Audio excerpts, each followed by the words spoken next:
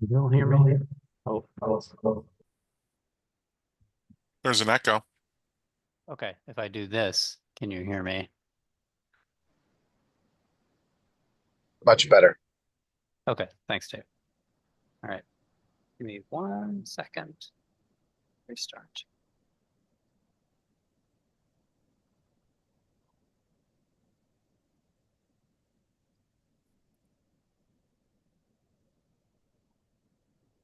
Right.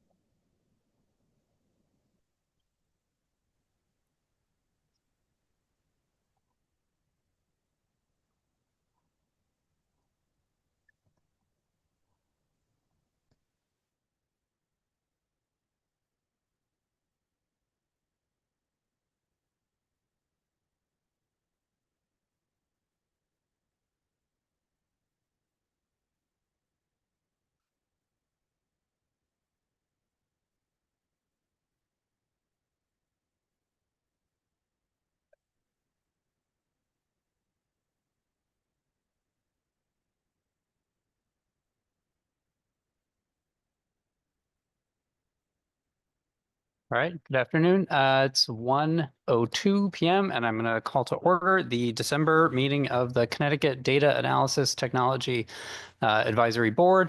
This is presumably our last meeting of the calendar year. And we are hoping to finalize the state data plan at today's meeting and we'll take a few minutes to discuss it, set up a calendar for meetings next year, and go through any other topics the board members want to discuss. So I will pull up the agenda in a second, and then we'll go through and call everyone the attendance for the meeting. So I'm just going to look at our Zoom. Thank you for those of you that joined in person. It's not the best weather today, but we appreciate those of you that made it out for this. So, all right, I'm gonna. Well, let's do the attendance first. So from so I'll introduce myself. Sorry, Scott Gall. I'm the Chief Data Officer of State of Connecticut and the chair of the board. We'll go through the appointed members from Representative Ritter's office. I think Thad and Seth, you want to say hi? Are you both here? Here and present. Present, thank you. Great. And then appointed from Senator Looney, we have Michelle, who I know is here, and then Adler. Michelle, do you want to say hi? Hi. Good afternoon, present. Okay. Adler online. And then Bree through Representative Candelora. I am here. Okay, great.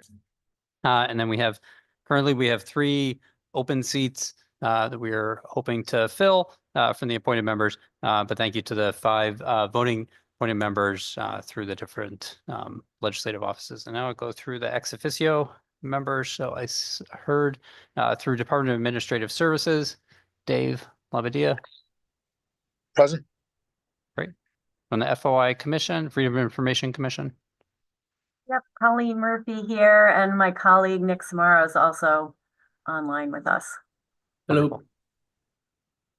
Great. Thank you both. From the Attorney General's office, John, are you here? Okay. John is not here. From Judicial Branch, Chief Court Administrator, designee. President Scott. Hey, it's Joe. Great. Seated to my right, State Librarian. Good afternoon, everyone present. Right.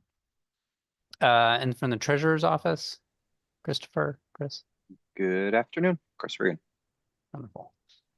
We have an open seat from the Secretary of the State's office, and I believe I saw from the Comptroller's office, Michelle, you here, Parlos, 2 Michelles. Yep. Good afternoon, Michelle Parlos, present. Great. And then last but not least, also from OPM, State Geographic Information Officer Alfredo, are here. You are muted, but I see you. You're still muted.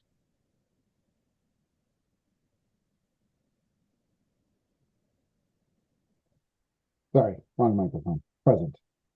Great. All right. That is it. How do I screen share on this? Oh, share. Duh. Could someone turn the sharing on for me? Sorry.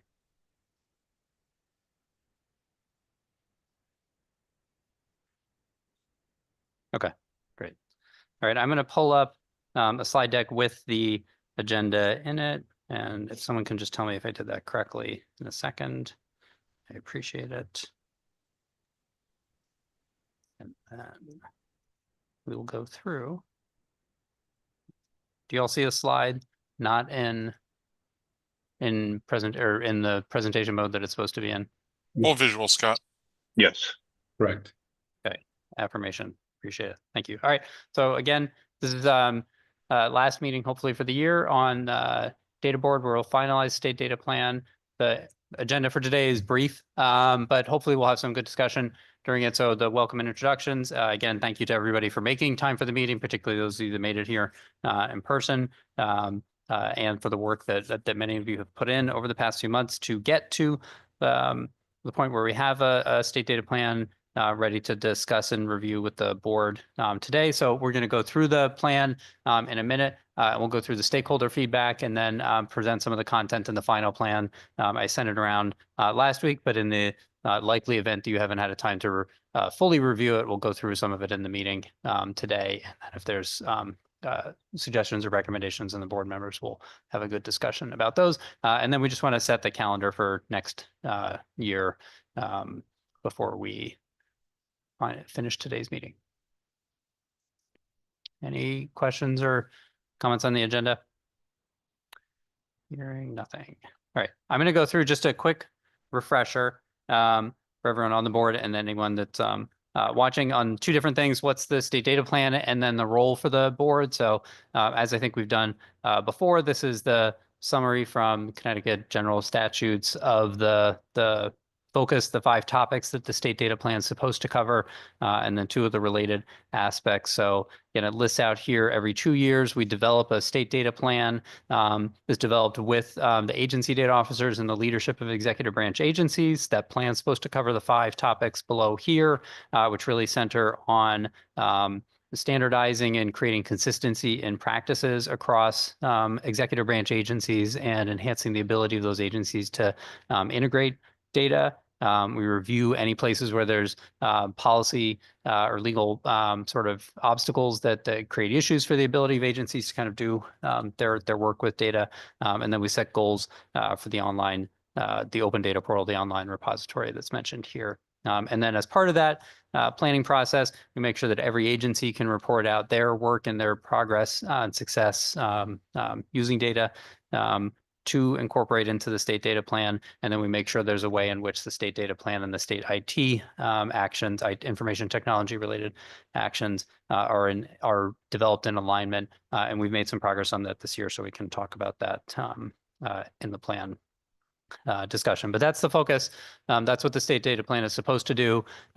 So we are about to hopefully commence on the next 2-year cycle for this, and we'll see, again, hopefully progress in these 5 areas. And for this group, the data board, data analysis technology advisory board, that's the board that we're meeting with today. And it has, again, the following sort of powers and duties. So just so everyone's thinking through the role and responsibility for the board. The core, it's an advisory board, advises all 3 branches of government about data policy, best practices, things we should be doing in that area. So not just the executive branch, but it can advise legislative and judicial. That's why represented here. Advises OPM specifically about the open data portal, the online repository. And then there's ways in which the board can kind of dig deeper into things, look at specific agencies, issue reports, recommendations, and so on that are developed here. And I think that's when we get into the discussion of the current state data plan, we'll start to get a sense of whether that's a direction the board wants to pursue in the next year. But just again, as a refresher, that's the focus for the state data plan and then the data board that we're meeting with here today. And then hopefully, again, as a refresher, this is a timeline overall for development of the state data plan. Again, it's on a 2-year cycle. We began this summer setting out the timeline for it, starting to convening the meetings with this board, began setting up some of the structure for the plan. We met with the agency data officers and surveyed them in August. We met with agency leadership in September. I submitted the draft of the plan to this board November 1st, which is required in statute. We held a public hearing in the middle of November, which we're required to do within 30 days of the development of the draft plan.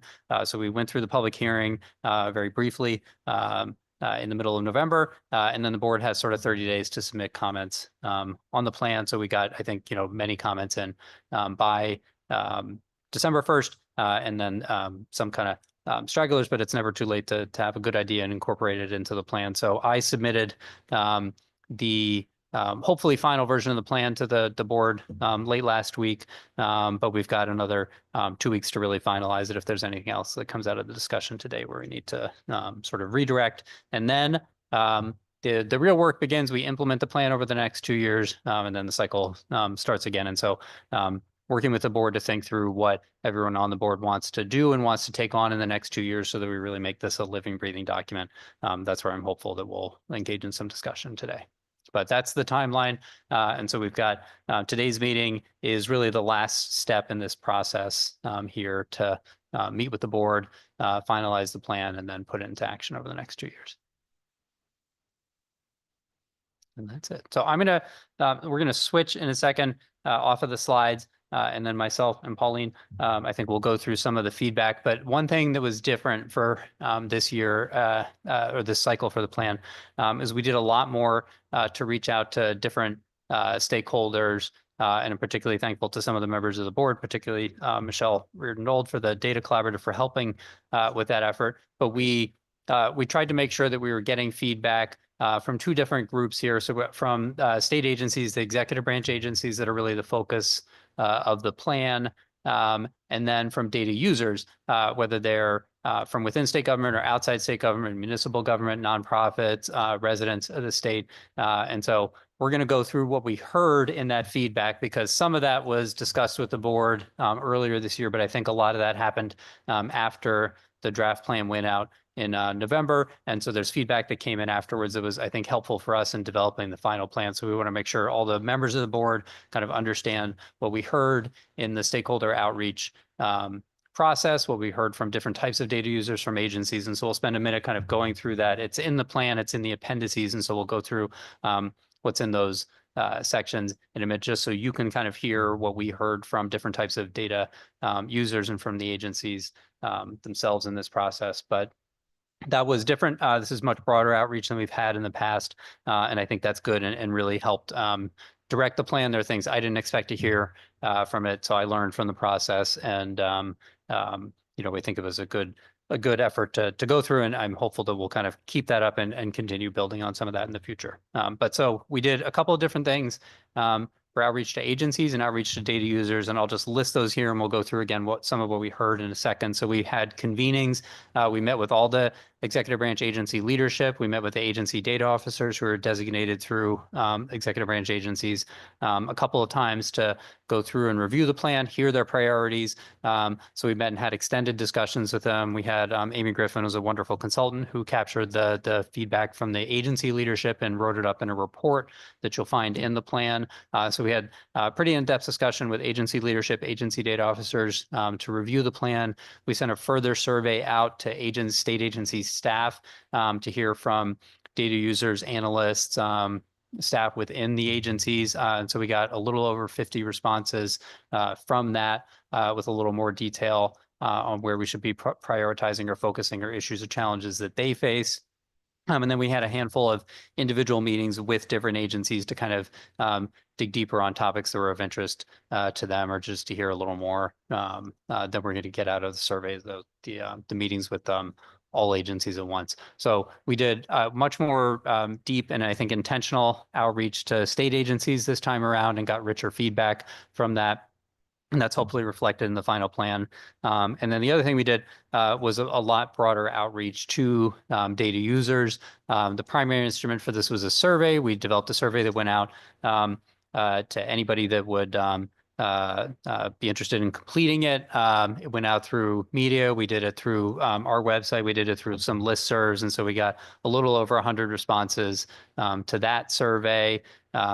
We did presentations at a handful of different conferences, other boards and councils that sort of intersect with this. So at Alfredo and the GIS Advisory Council heard about the state data plan. We got feedback through that. So we tried to make sure we were covering a lot of bases to reach different types of data users. We're never going to reach everybody, but after you get 100 or so survey responses in, you start to see the same patterns in it. And so I think we got a good read on what data users are interested in seeing, challenges that they face from that. And so again, I just want to particularly thank the Data Collaborative for getting the word out through their listserv, giving time at their annual conference. The timing worked well, that we were able to build on those efforts for informing the state data plan. But this is something, again, we hadn't done this much in the past, and we put a lot more time and effort into getting outreach from data users that we don't talk to on a day-to-day basis from state agency side, and then to the kind of core constituency from within state agencies to make sure we understood the issues that that everyone was facing and wanted us to focus on in the next 2 years. So I'll stop screen sharing quickly in a sec. But I just wanted folks to know that this is the kind of outreach that we had done in the past few months. It was a quick effort. Pauline is here. She's going to help go through some of this in a second once I find the next document that I'm going to screen share. But I also want to thank from the OPM team. We had both two other people. We had an internal sort of working group that pulled together the survey. Did some of the outreach, did focus groups. Anybody that wanted to do an interview, we set up interviews with individuals to talk about topics they were interested in afterwards. So Pauline, Augusta Irachuku, and Carl Zimmerman, all from the OPM team, did a great job in gathering that feedback, pulling it together, synthesizing it. And so we want to make sure we spend a minute to share that in a little more detail with the board, just so you're seeing and hearing that.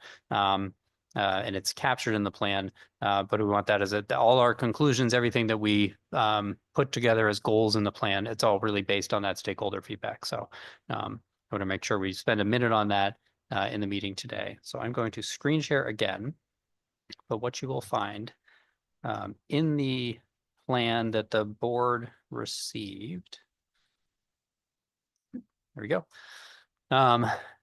So this is the front page of it. Let me shrink this a little.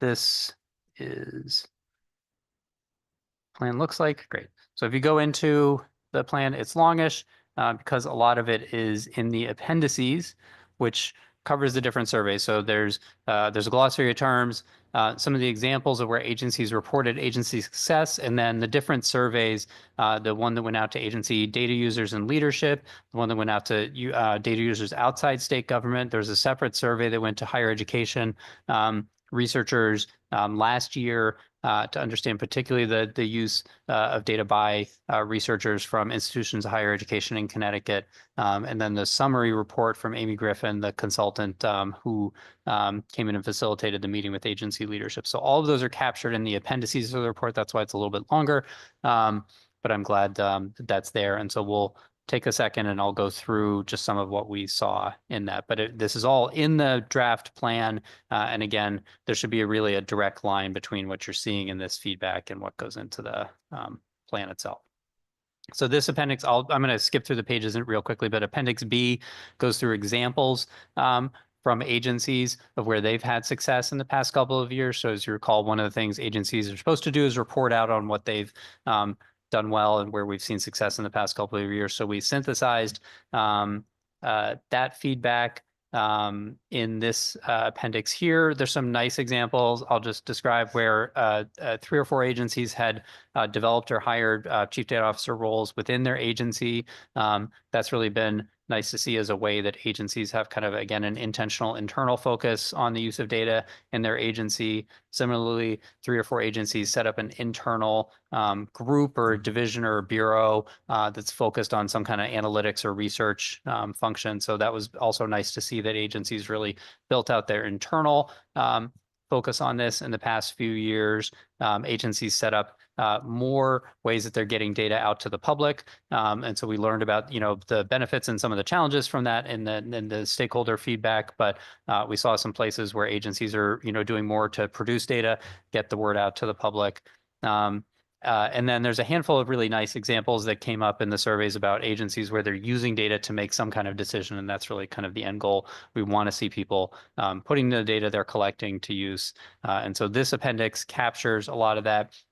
The one thing I will call out, we, in the vein of trying to learn new ways to use data. This is new for me, but we used generative AI to summarize the stakeholder feedback. So, and it's cited and annotated here at the end of the appendix. So this is through a generative AI summary of the stakeholder feedback with a little bit of like scrubbing and editing from our team. But that was an interesting experiment to test out, the ability of those kinds of tools to make some of this analysis a little bit easier. And so you'll see a couple of the appendices have summaries that are through generative AI.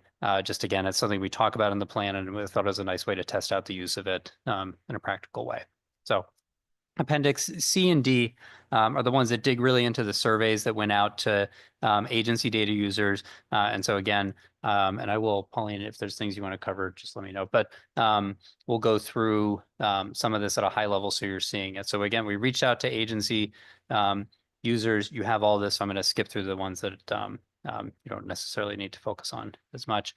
But we reached out to all the executive branch agencies. We learned agencies really feel, in general, that they feel pretty good about the way that their agency uses data. Most agencies felt that they made effective use of data. There are a handful of kind of bright spots and a few places where someone thought that there's room for improvement. But that was good test for us. We asked about challenges, everyone's favorite area to focus on. This isn't going to fit all the way on one screen. We asked agencies about different types of challenges, and they helped rank it. And so you'll see some of this goes into the goals in the plan around focusing on staff, finding ways to build out training, capacity building, to improve recruitment and retention efforts for agencies. And so the highest ranking, we asked agency, leadership and the agency data officers and analysts what their top challenges were.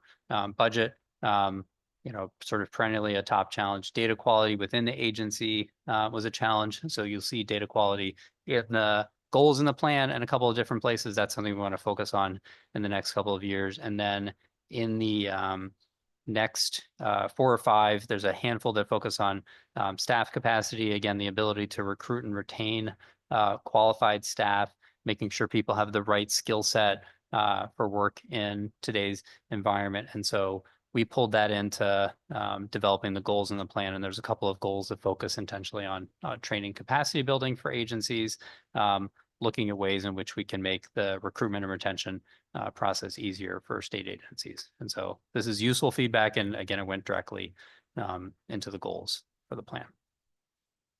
Conversely, which was interesting and nice to see, agencies really felt they had pretty strong executive support. And again, I think you see that in some of the success examples in the prior appendix. Oh, yeah. Things that people, so we asked what was going to have an impact in the next couple of years. And again, these are areas that then we want to focus on in the plan. The top one, not surprisingly, artificial intelligence agent. This is again from agencies, and there's a little bit different in the external feedback. But agencies had artificial intelligence as the top area they thought was going to have impact in the next couple of years. So we have a goal around responsible use of artificial intelligence in the state. In the plan, privacy, security, not huge surprises. These are also topics that agencies are really focused on. And then staff turnover, retirements, again, that fed into the goals around building up training capacity options for agency staff and the ability to retain and or attract and retain qualified staff. We asked about training topics, priorities, things that people wanted to focus on, storytelling, visualization near the top. Data governance really was a strong area that agencies wanted to see more focus on. And so we'll spend, there's a connection to that in the goals for the plan. So we'll spend a little time on that. and building that area out in the next couple of years. But we Hi, wanted, hi, Scott. Well, wanted to know if you were interruptible throughout. There's a question, I think, that you had your hand raised for a little bit.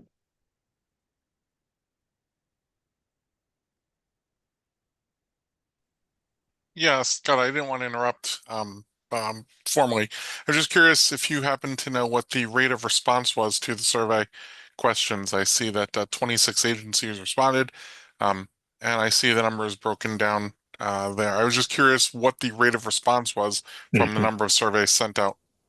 Yeah, I had the same question. What's the N for each question?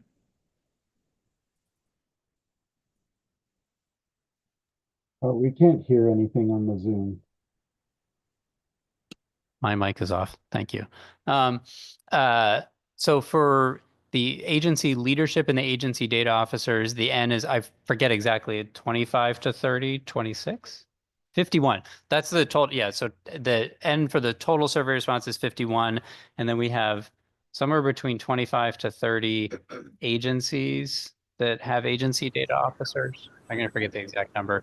But the response rate for that group was close to 100, maybe 85, 90%. I don't remember off the top of my head.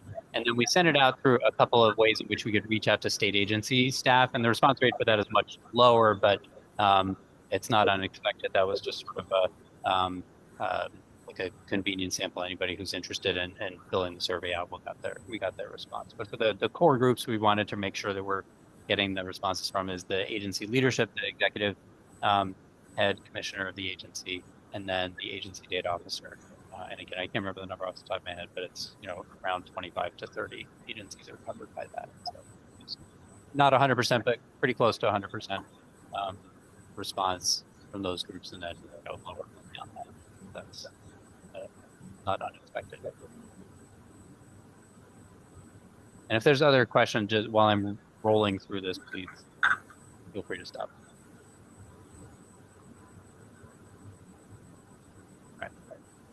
Asked about training, and then again you'll see the summary in there, and then again training really came back as a big theme throughout, and so that's one of the goals specifically in the plan is to focus on training and building out a real portfolio for training capacity building options for agencies in the next couple of years. All right. So that I don't talk the entire meeting, I just want to cover anything from the next one. Yeah. Hi everyone, I'm Colin Salmonis, the Open Data Coordinator at OPM. I was part of the group working with Scott back data plan. So I can go through some of the charts that we made summarizing the survey we sent out to external data users. Those start on 5. That draft document open.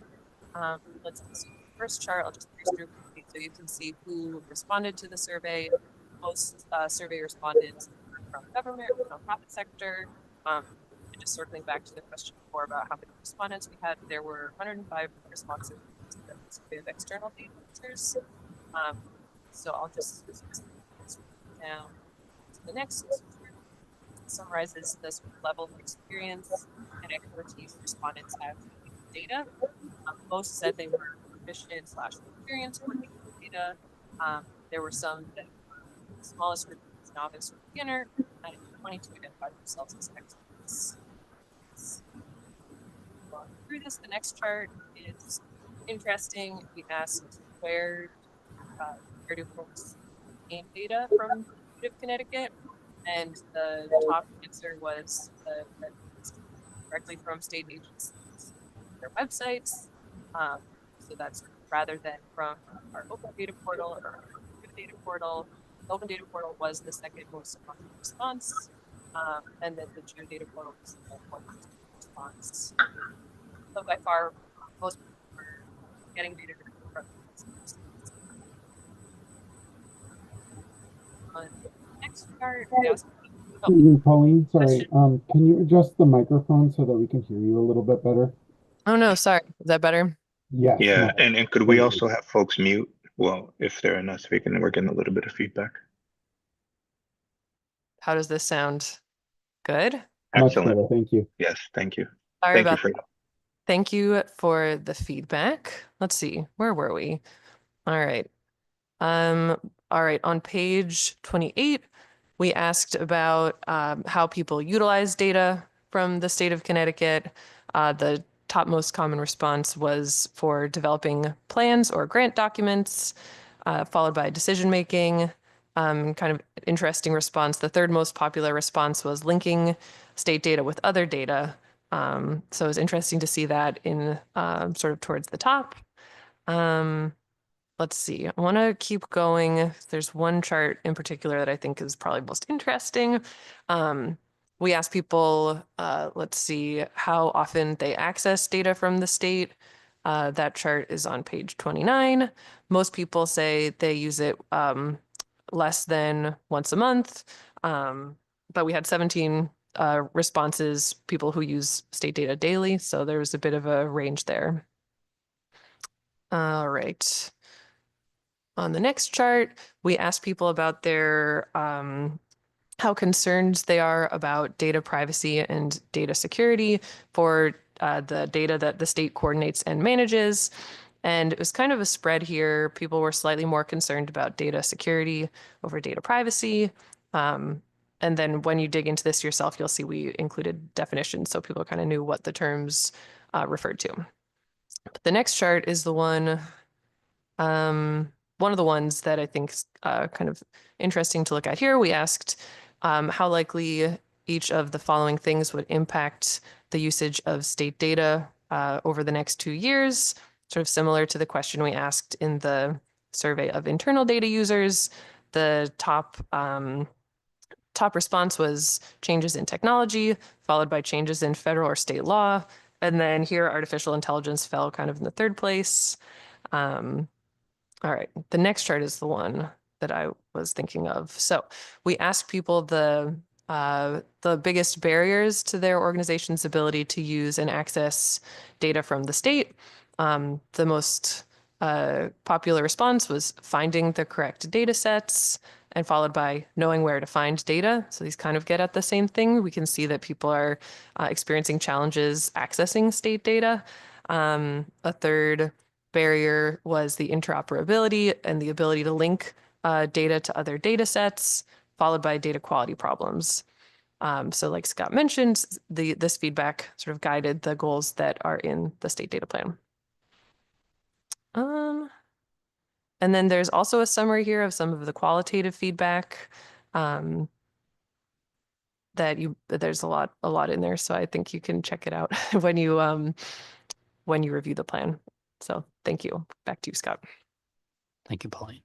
And I apologize, sorry for not introducing you at the beginning too. So that the qualitative feedback, first off, it's very interesting. You should take a minute to read it. It was in the draft plan. A lot of it, not all of it, a lot of it was in the draft plan in the body of the document. So if you read through that, you saw some of this, and we moved it to an appendix to make it a little bit easier.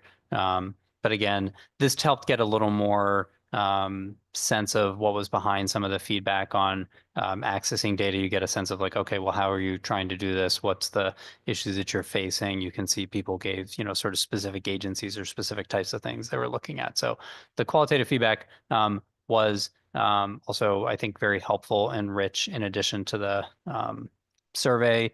Again, everybody, so of the 105 or so people, we got about 40 people, 39 responded with some more detail that they provided to us in kind of open-ended responses. And we followed up with anybody that was interested to have an interview and learn even more about that. And that was a helpful process. And then those comments are summarized here, again, I believe, using a generative AI tool, just kind of as an interesting experiment with a review and kind of scrubbing by our team afterwards. But it was a nice way to sort of test out some of the technology and the ability to carry out this kind of analysis. So that's all in the plan document. There we are. That's the AI citation. That's all in the plan document. And again, hopefully you see this kind of manifested in the goals in the plan. We just wanted you to know sort of where some of these things came from. They are really grounded in the stakeholder feedback. So we heard feedback about finding data, accessing data, That goes into the first goal. We found there's comments about metadata and documentation. That's the second goal in the plan. From the agencies, we heard a lot about internal staff capacity and the ability to attract and retain people. Those are in the third and fourth goals in the plan. And then some of the things about interoperability and the ability to make use of data are in fifth goal in the plan. And then our last goal focuses on data quality and data governance to support the use of AI. And so that's hopefully, again, the connection between what we heard from data users is clear with the goals. We just wanted to make sure to spend a second on that so that if you don't, most people aren't going to start reading at the end first, but the way we thought through this was we're going to collect all this data and then use that to develop goals and areas that we're going to move forward on in the plan for the future. So it was a nice process. And again, we didn't talk through it, but through Yale Tobin Center, they conducted a set of interviews and focus groups with researchers, and we got some helpful feedback from that group as well about areas where they wanted to see some improvement.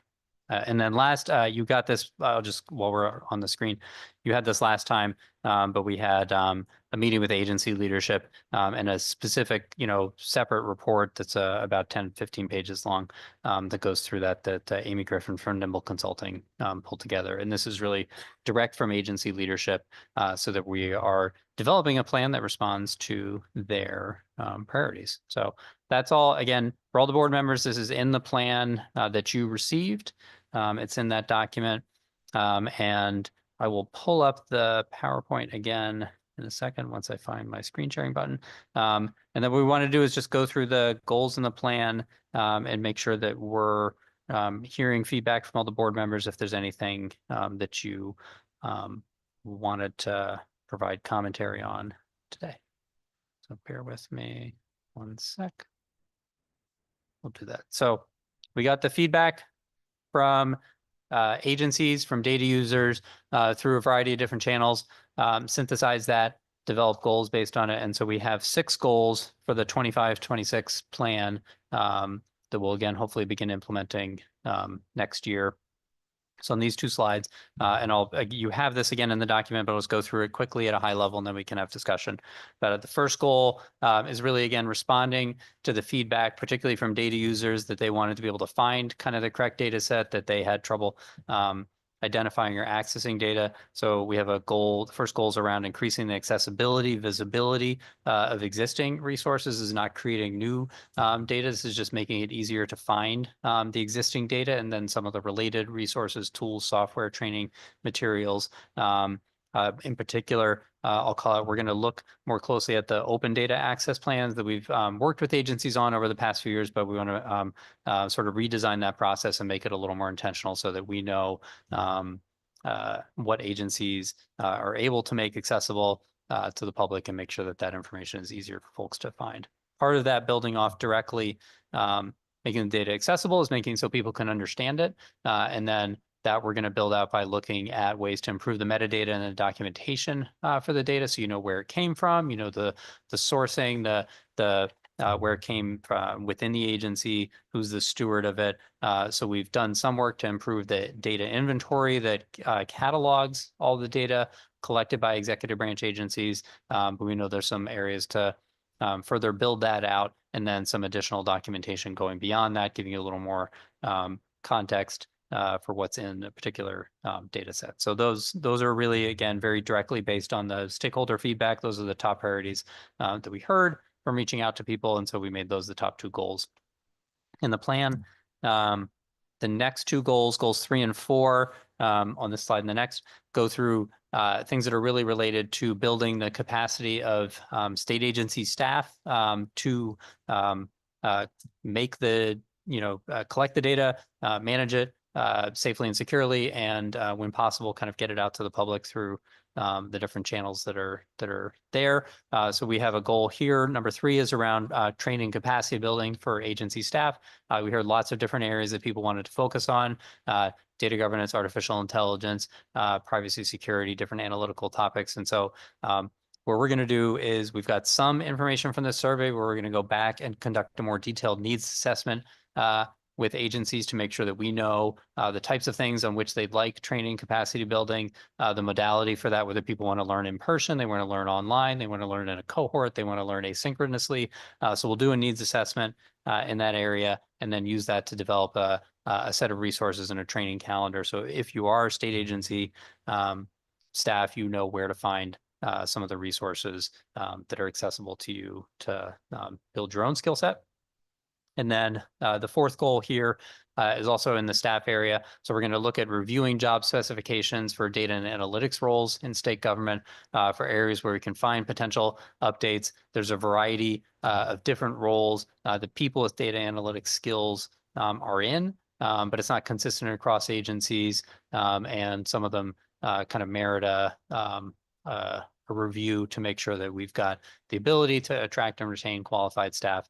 So we're going to work with agencies to look at the existing job specifications and find areas where there's a potential for an update. That's not always an easy process, but we want to at least start by understanding the challenges that agencies face. So that's our fourth goal here. And I would say that had, again, a lot of support from the agencies themselves, particularly from agency leadership. And so goals 3 and 4 are, again, really building directly on the stakeholder feedback that we got. And then goals 5 and 6 are kind of areas where we're looking to build on something, and we're looking forward a little bit. So we've got some capability to share data across agencies. That's one of the areas that the plan's designed to focus on. So we've got some of that through our state longitudinal data system here, but we want to make sure that we can do that in more of an enterprise fashion across kind of the whole of government. So we're working to develop a secure data enclave. We're looking at we have a report that describes this as an enablement service where you can sort of provide a broader range of opportunities to integrate or share data across agencies going forward. So we're looking at ways in which we can build out data sharing in a more enterprise fashion in the next couple of years. So that's something where there's, again, strong interest from agencies, from agency leadership, from the agency data officers, and from external stakeholders. If you look at the researcher feedback, this is an area there's a lot of interest in. So we want to make sure we're focusing on that.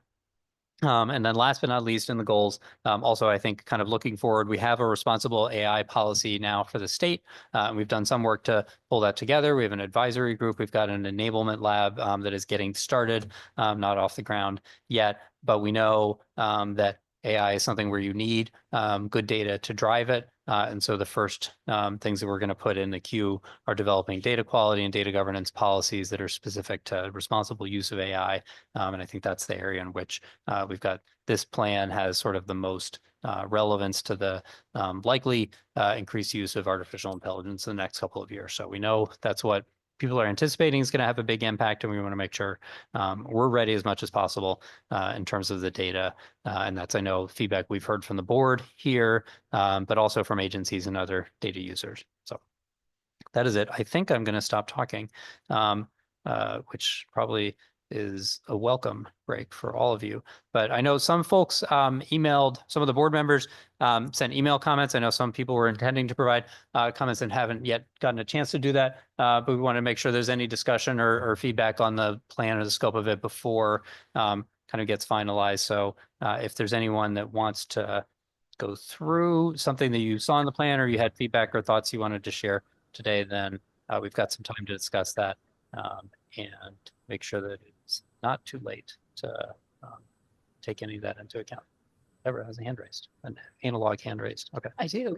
Good afternoon again, everybody. I just wanted to first say that I really thought this was a very solid and responsive plan. So kudos to everybody who was working on the drafting. I thought it was a very well-rounded plan. And I did note kind of the use of ChatGPT in summarizing the survey results. And I thought it was a really good example, not only of you experimenting with the tool, but modeling it for the rest of us who are using some of these technologies.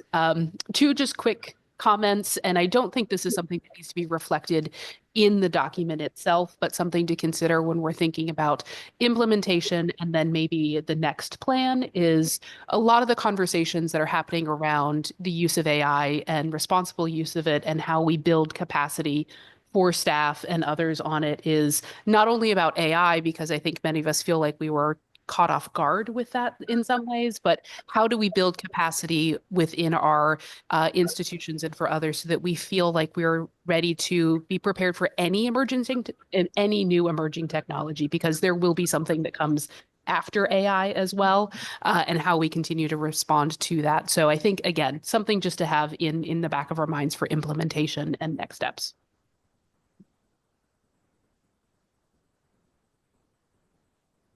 Thank you.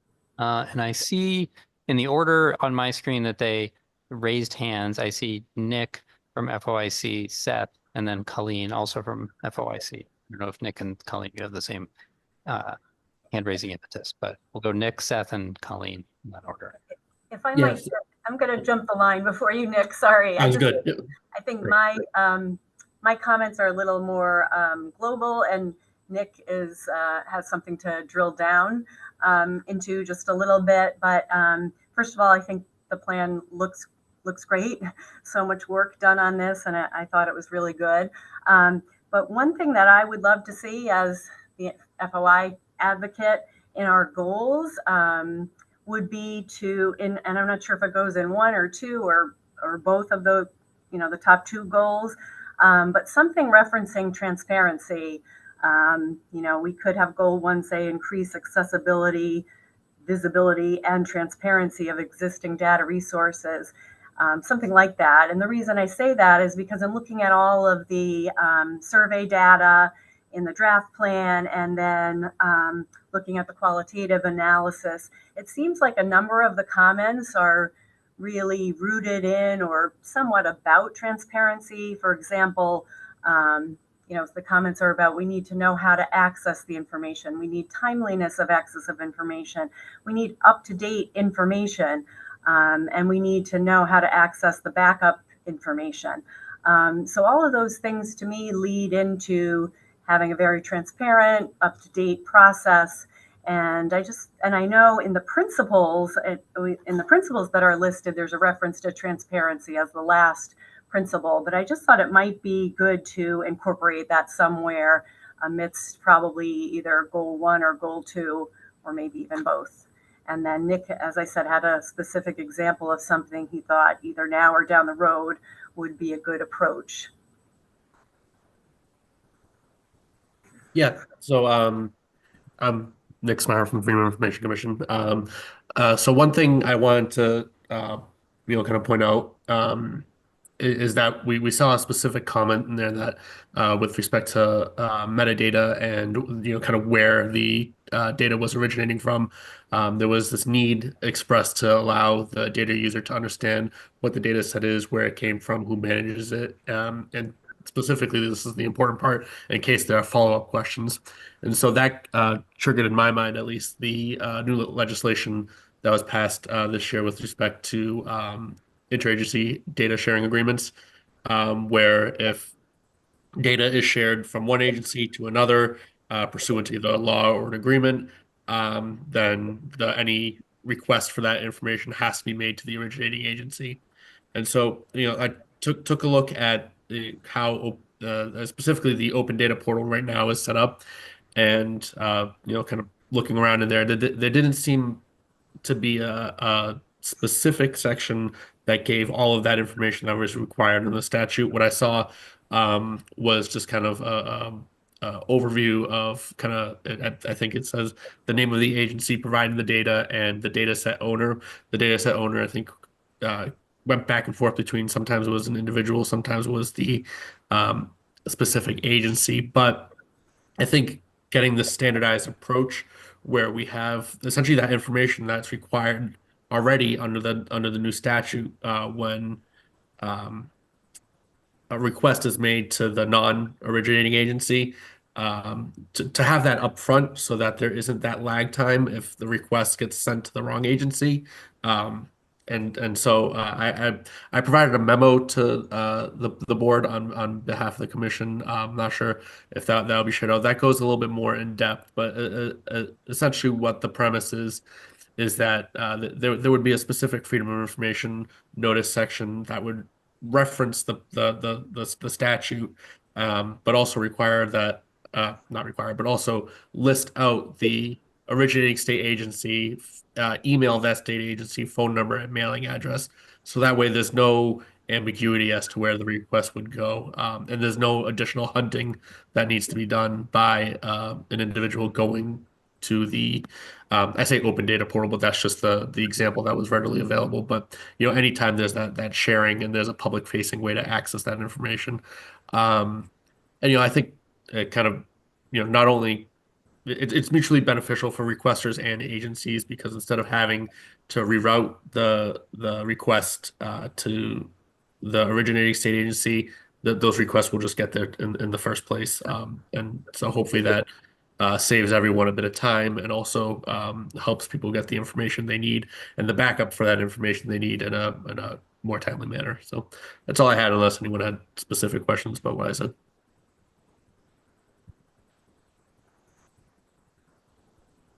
No, thank you both.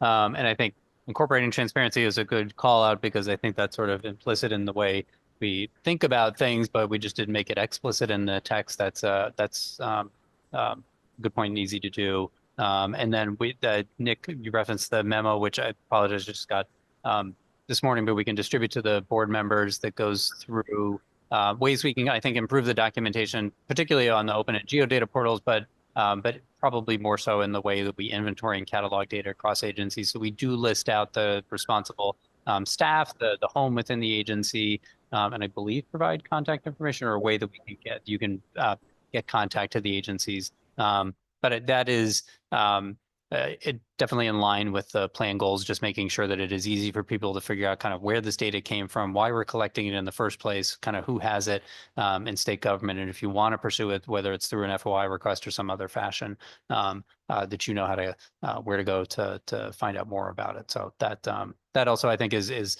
work that is worthwhile and easy to not easy to do, but worth doing for sure. So we can circulate that to everyone on the board as well after this. Seth, you are the next hand raised. Thank you. I have a kind of a general comment and then a more specific recommendation.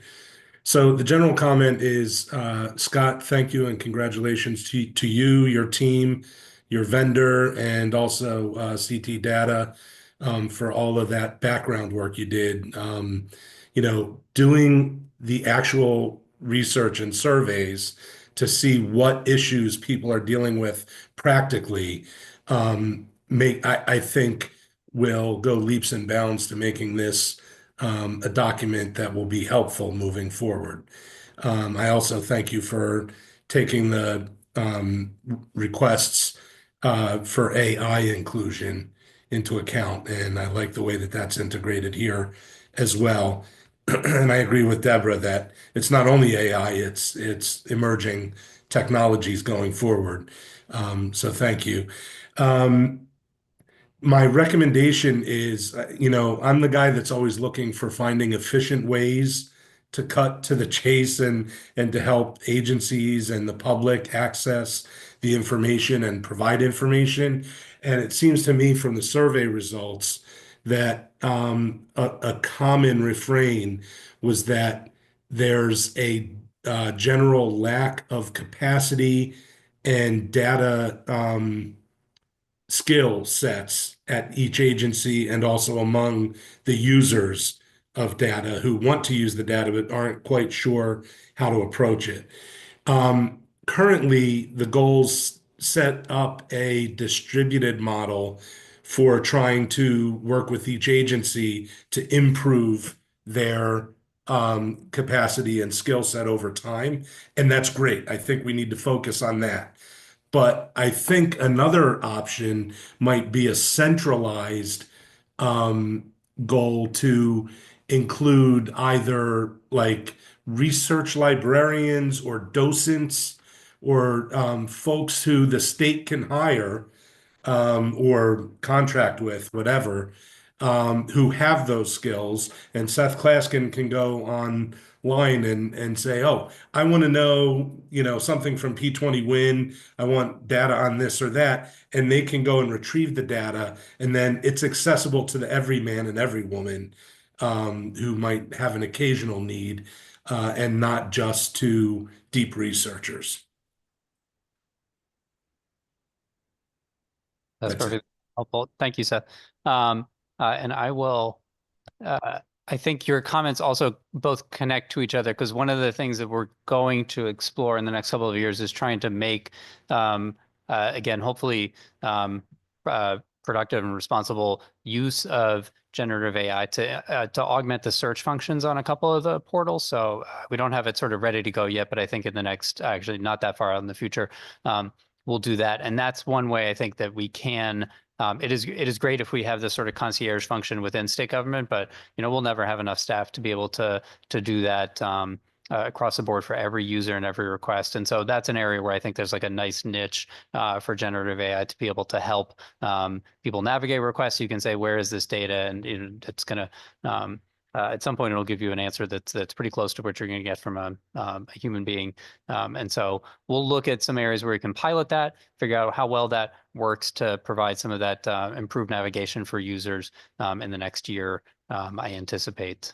So that's definitely, I think both comments taken to heart. For the training capacity building, I think we are looking to sort of like make some of this centralized, but it has to be delivered out through the agencies. But we're going to make sure there's kind of one place to go where you can at least see what the different options are. Sometimes it's something that the state's providing. Sometimes you're going to a third-party provider. Again, we'll cite the Data Collaborative. So we reference, refer people to training the Data Collaborative offers, other nonprofit agencies offer throughout the state and nationwide. And so we'll try and make sure that we've got sort of a central set of resources, even if the training is going to be sort of delivered or taken up through the agencies. And actually, again, because we have Deborah here, we've started to get training that the state library is doing on records management out to the agency data officers so that they're learning a skill set. And that's, it's delivered through the library staff. We want to make sure that we're getting the word out and we can catalog and say, if you'd like to learn about records management, here's where you go. Here's the point person or point of contact. And so people can see some of the resources that are there. So just building more of that up so that there's kind of a central repository for that. We don't exactly have how that's going to work sketched out, but I think that's kind of necessary in today's world. Right. Thank you, Scott. Thanks, Sad. Thank you, Scott. Yeah, so one of the interesting observations I made, and one of the largest responses I saw in the question, was with regards to lack of budget and data quality as a challenge agencies face when using data. I know budgetary constraints are a common thing, especially at the state level for all agencies. And I was wondering what could possibly be proposed for that. If that's something that a challenge people are facing with regards to just, accessing the data or reading the data or what have you. I think this board has very little impact on budgetary constraints, but I found it was an interesting inclusion in the results. Again, that was pretty consistent. It's interesting, actually, for both the staffing and the budget. You really saw from agencies that's a concern, but from the data users, not as much a concern. I think obviously the nature of the response is a little bit different. I think that's where probably there's two different things I'll cite here. Again, we're looking for ways that agencies, maybe I'll say three things. We're looking for ways that agencies can kind of make efficient use of the tools that are there. And so looking at centralizing training resources, not reinventing the wheel of something good that is out there already. That's an example where we're just trying to make sure that we're making efficient use of the existing resources. A nice thing, if you look at the agency success examples, you see opportunities where agencies have done more internally to build up their own internal infrastructure in the past 2 years without really requiring additional resources. So some agencies, again, they'd set up their own CDO roles within the agency. They set up a bureau or division or a group that's focused on data analytics internally. And so those are all things that agencies have done kind of with their proverbially within existing resources. And that's like a nice way to see that agencies can do this by just, looking at how their existing infrastructure is laid out. So we're looking for making efficient use of resources. We're looking at some of the successes from agencies. They can share that with each other. How did you set up this position? How did you set up this group? And so that's an area where we're going to see some good cross-pollination between agencies. The other thing, which I don't think is in the plan explicitly, but just to make sure people are cognizant of this. One of the big changes in the last year was changes in the federal uniform grant guidance, so that really any federal grant you can use for building up data evaluation, research infrastructure. You can use it for technology. You can use it for staffing. You can use it to hire evaluators. So that used to be something that was only allowable in a handful or certain instances with federal grants. But as of October of this year, any federal grant, you can allocate some of the resources for data and evaluation infrastructure. So if agencies want to build up that capacity, that's a tool that's available now that wasn't previously. And so I just like DOT, that's any federal DOT receives a lot of federal funds, any federal funds. It takes away from other uses, but you can allocate some of that for that. That's an allowable use as of October. So that's a big deal. That's new, and agencies should just make sure that they're aware of that opportunity. Should that be put explicitly in the report for agencies to review, Scott? Because Yeah, that does seem important.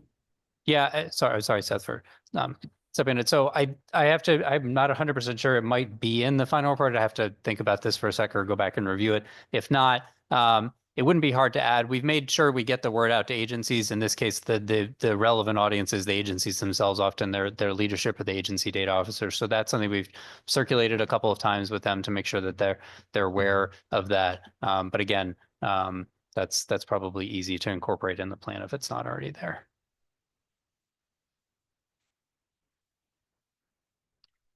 I do not see any other hand. Oh, okay. We have Just to follow up on in-person hand raised. That would be Yes. interesting. Sorry. That would be interesting to track too, to see like how are agencies using the federal funding? Like, are they investing in additional data capacity or evaluation or, I mean, that seems like it should be a goal of this board as well to track that. And I do commend your staff and yourself, Scott, on this report. It's very comprehensive and I appreciate it. I did raise via email, and I know it couldn't be a discussion over email, but would like to see, at one point we did have the focal points in the plan, but would like to see more use cases. Like, is there something that we as a data board, or could identify would be a good, use case for even fulfilling goal number 5, just to test out your new cross-agency information. Well, what the things you're going to implement for cross-agency data sharing, like what can we identify something that's actionable and it could be a pilot, to then help refine this plan. Yeah, I'm curious if there's other comments or discussion from the board here. Two things. My laptop is going to die in a minute, but we don't need to screen share anything, and so it doesn't impede the meeting at all. But I'm going to dial out of the Zoom meeting in a few minutes when this collapses.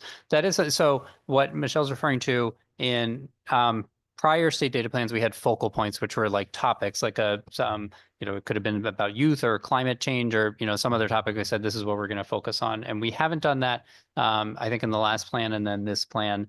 And then in the draft that you got in November, which is not that long ago, there were a set of specific use cases listed out. So they're not in the final plan, and I'll kind of describe why. But we've had focal points in the plan in the past. We kind of dropped them here, and we dropped the use cases that were in the one in November, really for the same reason, is that they change so quickly that we felt like, okay, if we put something in today, a year and a half from now or 2 years from now, it's going to be different. So we put some use cases in November, and when we wrote this in November, I thought these are great ideas. We're going to make progress on all these. Not every single one, but several of those changed in the last, month and a half. And then I thought, okay, well, this is tough to put into the plan.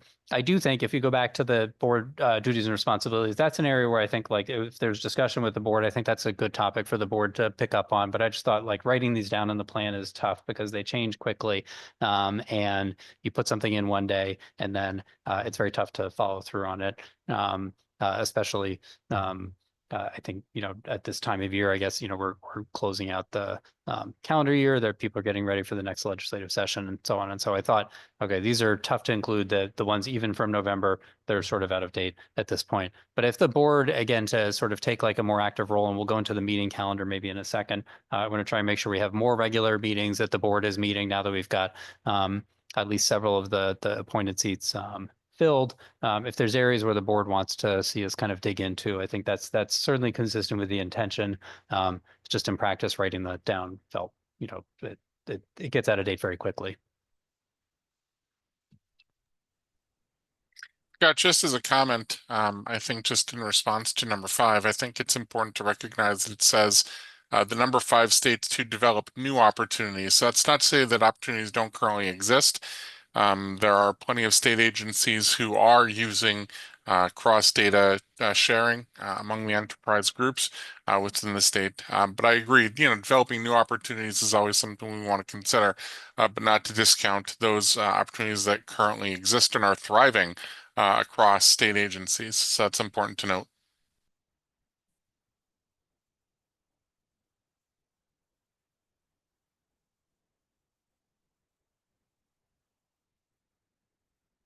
I don't know if there's other members with thoughts in this area. And again, we could pick it up in the new year. But I think it's worth considering ways in which the board can kind of actively take up projects, because I think, Michelle, for your comments, what you're kind of the core of what you're getting at is you want the board to be active and engaged in this, which I would like as well. And so if there's ways in which we can make sure that the board's kind of got some skin in the game and you can see things through over the next couple of years, think for yourself, like, okay, how did I as a board member have a role in helping us achieve this goal or make progress in some area? I think that's worth taking a look at. So I don't know if there's other comments from the board. Again, we can also pick this up sort of next year, but if there's members that want to pick up that area, let me know.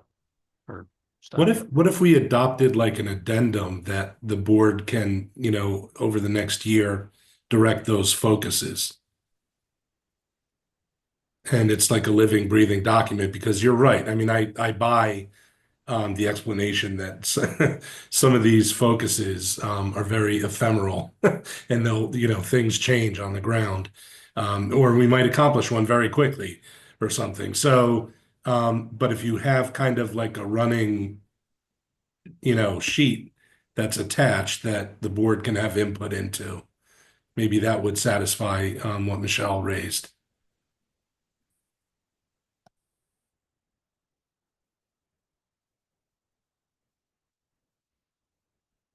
Yeah, that's worth thinking through. So, and again, something I didn't think to do was pull some of the examples from other states. I don't think this is a different problem than what other states have done. So we can look at some of the other plans and different ways folks have addressed that, and maybe bring some thoughts on that back at the next meeting. So, okay. I've been gifted a charger. Any other last comments, questions, recommendations from members of the board? What I'll do, I think there's a couple fairly modest edits we can make, and then send a truly final version of the plan back out to the board sometime in the next couple of days. But that thank you everyone here for the thoughts, feedback, and many of you for the sort of direct support kind of getting this done. It was a quick effort.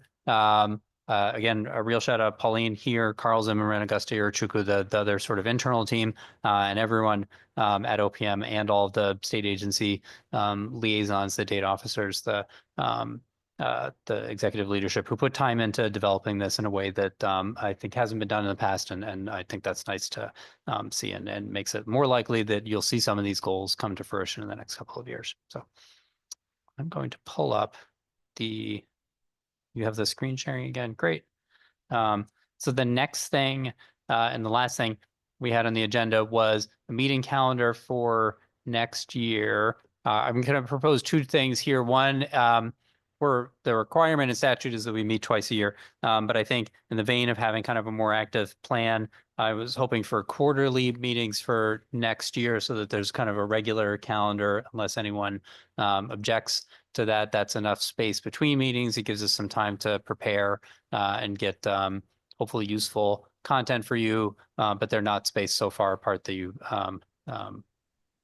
are totally disconnected from the work here. So I put together proposing these 4 dates here. I don't want to have anybody, if there's an immediate problem with one of these, let us know. Otherwise, I think we can circulate these by email unless I'm violating some parliamentary procedure. Circulate these by email and make sure that the dates work. But oh, it is Juneteenth. You're right. That's a holiday. I'm sorry. This is what happens when I do these late at night. So that one won't work. Okay, so we're spacing them quarterly, late March, late June, late September, late December. We can circulate, I think, by email. Any objections to having kind of quarterly meetings over the next year, or other thoughts on the cadence? Scott, would it be appropriate to make a said motion for quarterly meetings for this organization and then call a vote? Would that be appropriate? That would not be inappropriate, though. I think that's right. Then I hereby formally motion that this organization meet on a quarterly basis going forward. Second. Right. Shall we? All in favor. All in favor? Do we have to do a roll call? Aye. Someone who has better Aye. than I. Aye. Okay, great. So I don't vote. It's only the voting members. Free. You have okay. No objection, no nay to quarterly meetings so far. We'll look at the actual calendar dates. I didn't hear any objection to the quarterly meetings. And if someone objected from the voting members, please do it more forcefully. But otherwise, we'll set up quarterly meetings for next year, find calendar dates that actually work, and that we can do by email. The one other thing you have just called out here, Open Data Week is the first week of March, first full week of March, week of March 3rd. We're planning some kind of way to celebrate that with state agencies, either the Wednesday or the Thursday of Open Data Week, but it'll be before the next board meeting. In the past, we haven't had sort of a direct role for the board in it, but because the plan is so explicit about the role for open data and I know there's interest from the board members, I just want to make sure that is on your radar. If you have suggestions or thoughts for that week, we are open to it, but we had a nice convening with agencies to celebrate 10 years of the Open Data Portal last year. And so we'll do something again that first week of March, 2025. All right. Any other topics, business, anyone wants to discuss? Otherwise, I think let me express again gratitude to everybody for making time for the meeting today. I'm going to stop sharing. Again, particularly those of you that made it here in person in tough weather. Thanks everyone for this. We'll send out a final version of this in the next day or two, but before the end of the calendar year, and then go through the other steps to post it on our site, get it out to the agencies once it is complete. So I believe I need to take a motion to adjourn. So moved. Thank you. Second that. Second, Adler. Seconded. Great. All in favor of adjourning today's meeting, December meeting for the Connecticut Data Analysis? Aye. All ayes. Anyone opposed? No. Great. Wonderful. Thank you. Abstentions? No. Thank you very much, everyone, for today, taking the time for this and all the work put in over the course of this year. Thank you. Happy holidays. Happy holidays, everyone. The year. Thank you. Bye.